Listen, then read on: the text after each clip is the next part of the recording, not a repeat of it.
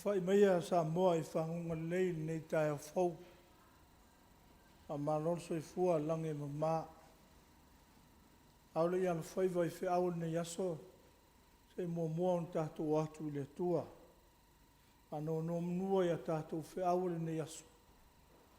Meia se tātou Tapuaiga I le tua. O tau e wa lofa atu I le li. Yo tau ino I mea leanga. Lo tau se ia ia nganga o na tangata a mio tua. Na te lave ina I lātou ai lima o e a mio leanga.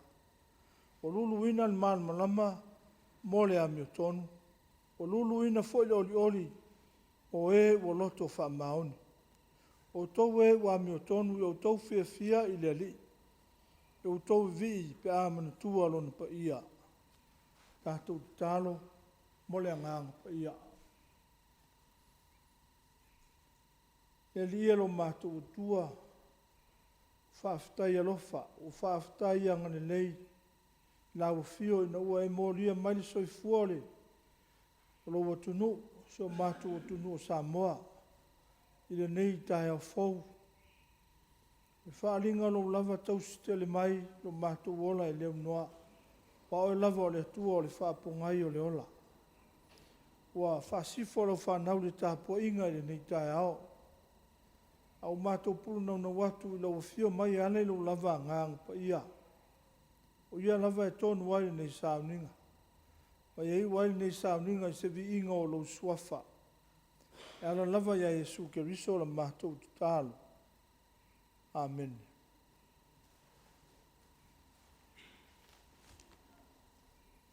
O le whaitawina o le tuspa ia. Whasinonga tus whaitawaso le kalesia. Mole ne yaso. Mo mai whengang tuai. No whai ngā tupu mua. No nam tau po sifuru. Whaitawina whao wai me le whau mua.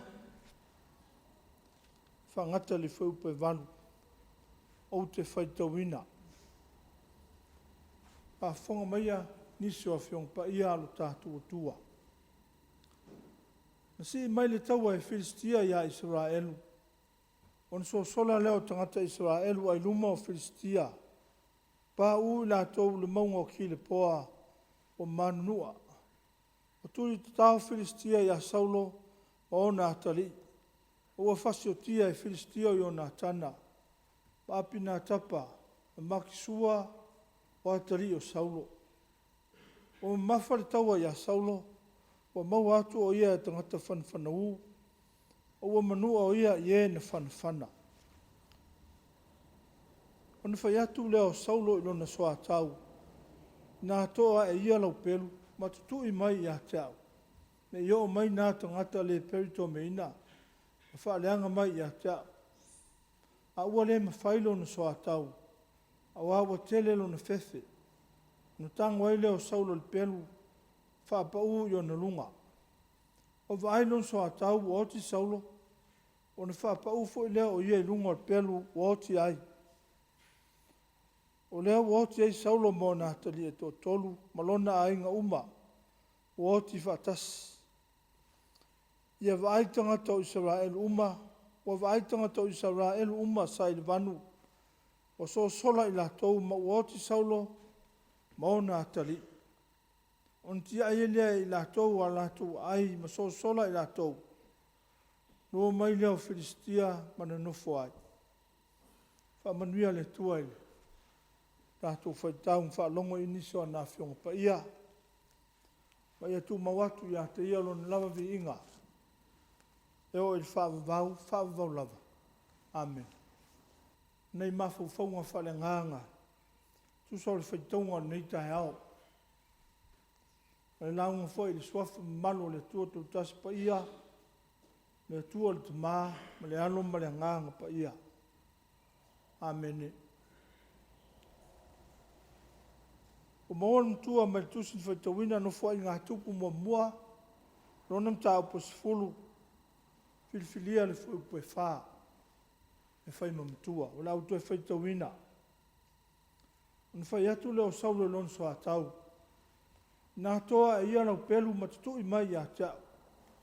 Ne yo mai nā tangata le perito meina, ma whaaleanga mai a tau. Awa le ma whai lon so atau, wa awa tele lon fefe, nā tango e leo saulo le pelu, ma whaapa uu i ona lunga. Ole au manatu o tusa le whasinonga, tusa whaita waso le kalisia. Whaapea. O le whaafita auli, o le wha maun.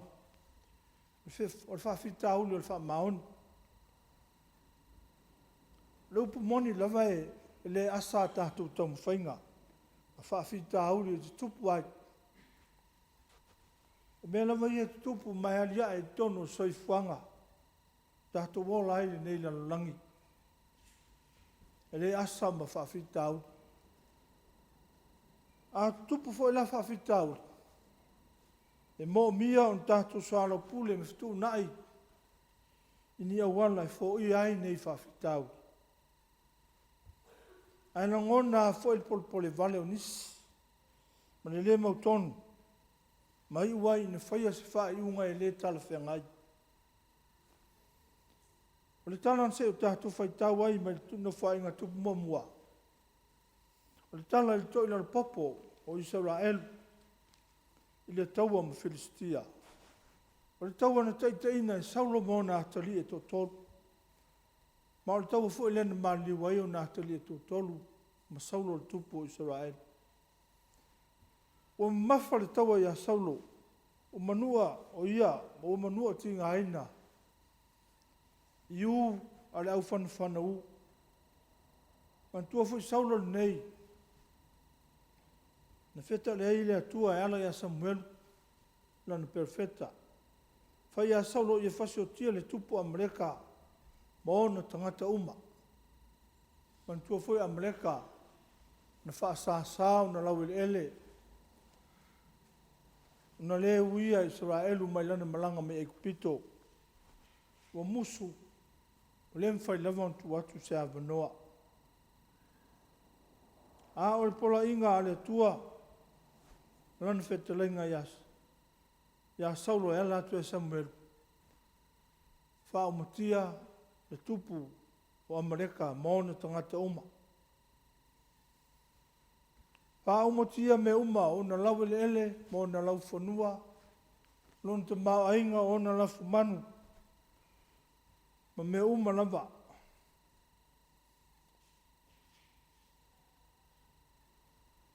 Ia au le alitalan tātou maua. Tala masani ia, ele i wha maoni saulo. Li ngā ruenga tui nātu ia teia. Poi atu e wha amatia. E anu wha sao le tupu Amerika, ma au mai povi peti. Wha sao mai povi peti, ma maa moe whai mai. E o siai le taulanga. E ana whete la ele atua e ala ilana perfecta o Samuel. E leo i taulanga al whalongo. Ma le usu sta i sili lo le ngao, mamo e poa. O le ona le usu sta i nei saulo wa ve maana, o le whalongo le le iai le finangalo le tua. Wa ma mau fo i ona mafu faunga ma ona mana tunatu. Ma le ona wha maoni. Ia la o tātou wa ai sta i tai. Le wha maoni. Pe o saulo nei. Wanu fo e whai le taua e tu whai ina lavalon taunu unga. O mautino e saulo o ia wa o melo noti lo nei unga. O le oti matanga e lumor fili. Whai loa e lona soa tau e tu i mai a te ia le pelu. O le tala o tātou whai tau wai mai wa musu lona soa tau. Whātau nuu lona manao. O wana matua fefe foi soa tau ia.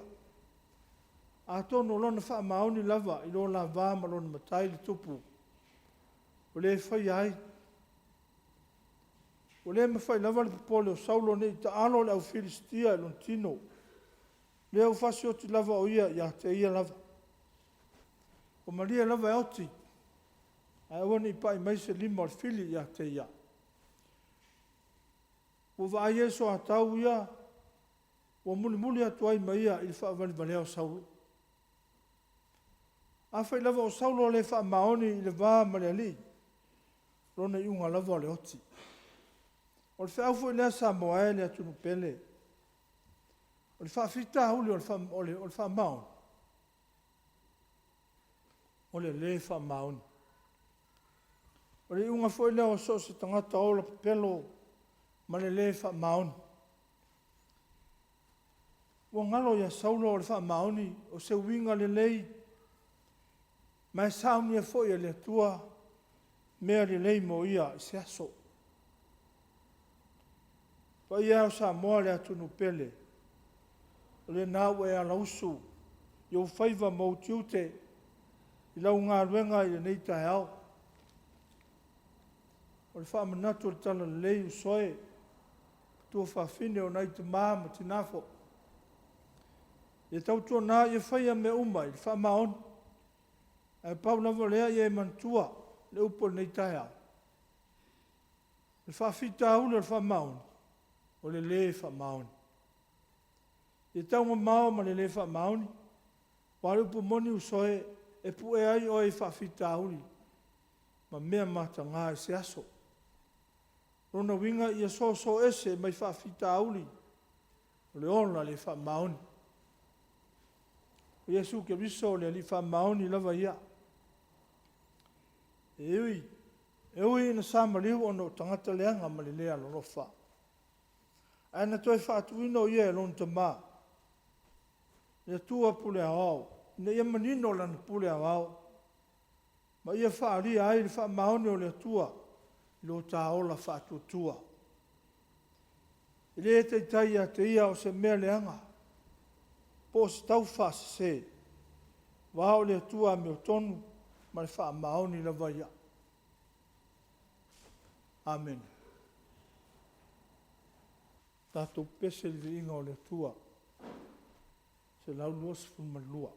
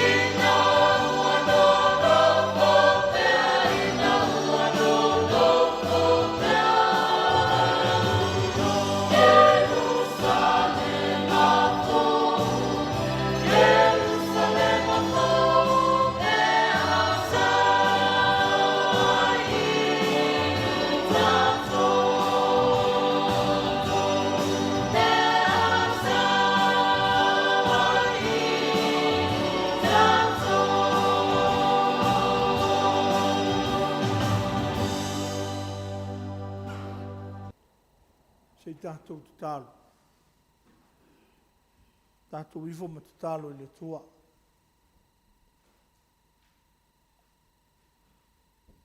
Le tua mamana le tua silisili ese.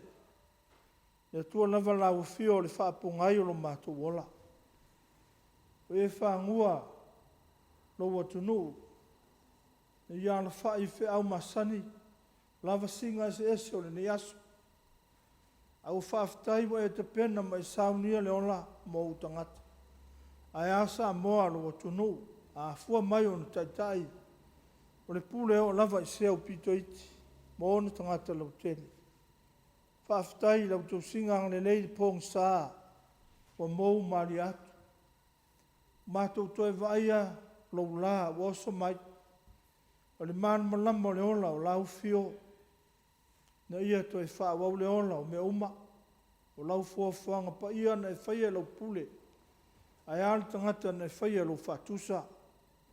E toi wha ola i mātou le ne yaso.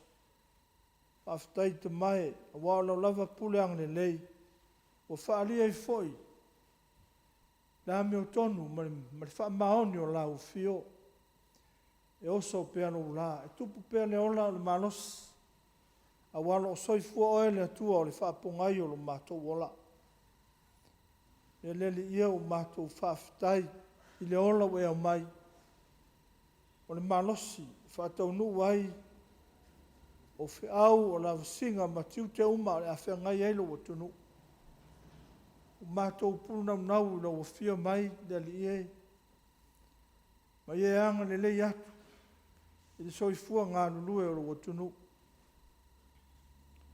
A le whaafitai leo no lo walofa i leo noa. Pe lava ona whaalia ia Jesu Keriso. Lena e awina mai lo walo. Whai mo mātou tōngi ola. Mai le angsala. Whaalinga manino o lo walofa sili sili. Te le tu una ai mātou le oti. Ma le leanga o le angsala. Au whapea lava ona e fio mai. E ala ilo walo Jesu Keriso. Na ia mātou ola i lana whaol tanga. Tu mau i lau fiolo vi inga nei o lava i le whaavavau. Au mātou tu ina atu i oua awa lofa le ne yaso. O e lava i tonu ai a mātou fuafuanga ma wha moe moenga. A fua mai te inga wha le malo. A mai se foi o tono lau kālesia o te tono nuu mala alfanga. A e ari pūlengo a inga. O e lava o le tua pule au au, te pule anga le lei. Ta tau fo i maoe, wawa na o lau fio e manui ai le aso. Na o lau fio e le lei ai. Fio mai a te mai, tau si mai lo wanga le lei. Se ia hiu le aso i lau pō. Ai tu mau pere vi inga i lau suafa e whaava vau lafa. Wha manui a lau fio te mai, i le whainga malo Samoa. Ia atangi a pēr i lo langa o te tai. Le ola wha maoni, ma le ame o tonu a lau fio.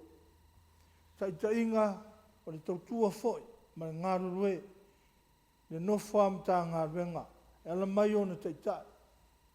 Ia atangi a le ola ngāru rue o tangata, le ola wha maoni, ma le ame o tonu a lau fio. Ina ia maua Samoa, manuia, au Samoa e ala e ola i ala o lau fio.